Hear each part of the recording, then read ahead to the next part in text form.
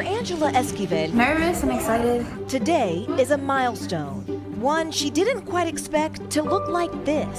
So this is something you've been thinking about since you were little? Yes.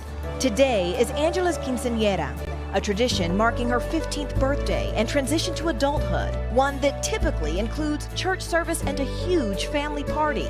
But now,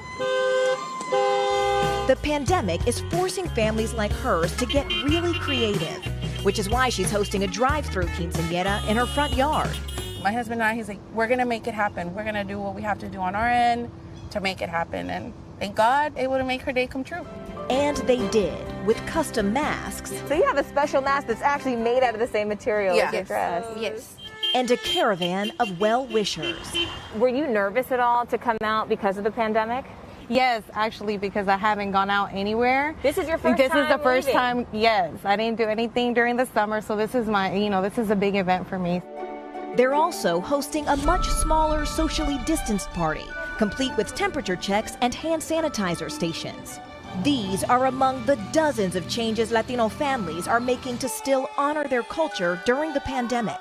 In Chicago, there's a twist on special sweetbreads known as conchas. So this is a concha. This is a concha. And this one. That's a concha virus. How many of these concha viruses have you sold since the pandemic? I've actually lost count already. Yeah. You've sold that many? Yeah, we have. And piñatas made to look like the virus itself. They've been one of the most popular piñatas during the pandemic. I think it's about releasing frustration, also keeping true to kind of the cultural relevance of a piñata during a celebration. We want to kind of honor the traditions of our parents. They're not originally from the U.S., and we want to make sure that we honor and we put those traditions into our own families. Families that are adapting and celebrating. I'm glad that I get to spend time with them after all. While keeping their traditions alive. Guys, everyone we talked to about this month said this month is about adapting, something that Latino families have historically had to do over and over again, whether that's adapting to a new home, a new culture, but also adapting to keep families safe in a new pandemic that has hit Latino families especially hard. So this month is about honoring that tradition of resilience, guys. Well, I love it. We can hear the mariachis. I love it so much. You're in Chicago. Tell us about this neighborhood and this community. So, Savannah, La Villita is the heart of Chicago's Latino community. You can see this live mariachi band.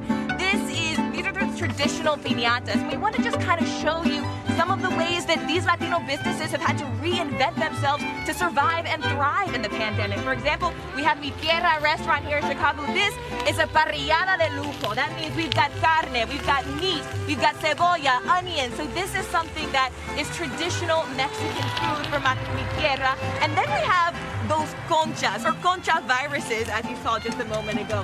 Eddie here has brought all these pasteles, or postres, desserts. This is the concha virus. It's a little bit sweet on top, but it's a traditional Mexican dish that gets its name from a concha, or shell in Spanish. Thank you so much, Eddie. I'm coming back for that. And last but not least, we have those piñatas that are made to look like the coronavirus or a coronata. We need that. But Morgan, our understanding is that those piñatas, they're also helping a lot of businesses just stay afloat, right? And that's what's so cool, Craig. I mean, all of these businesses have found new ways to adapt to the pandemic. Marco, why do you think these things are selling out like hotcakes? Well, Morgan, I think it's more than anything the tradition and the frustration of people during these weird times. So people are just trying to let out a little frustration. Yeah, you can say that. Should we give it a go? You want to? Yeah, I'm ready. This is my stick. Okay, okay. Okay. Dos. Okay, wait, I'm afraid for my photographer. I don't want him to I'm like, wait. Hey. Harder! Get it! Harder!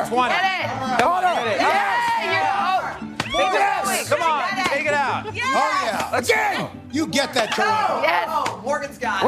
What's in there? Yeah, what is Candy, babe. it? It's bulletproof. Did candy fall? Oh, there it is. Yeah. Way to go. Nice work. Way to go, Morgan. Morgan Radford, all of us this morning. All right.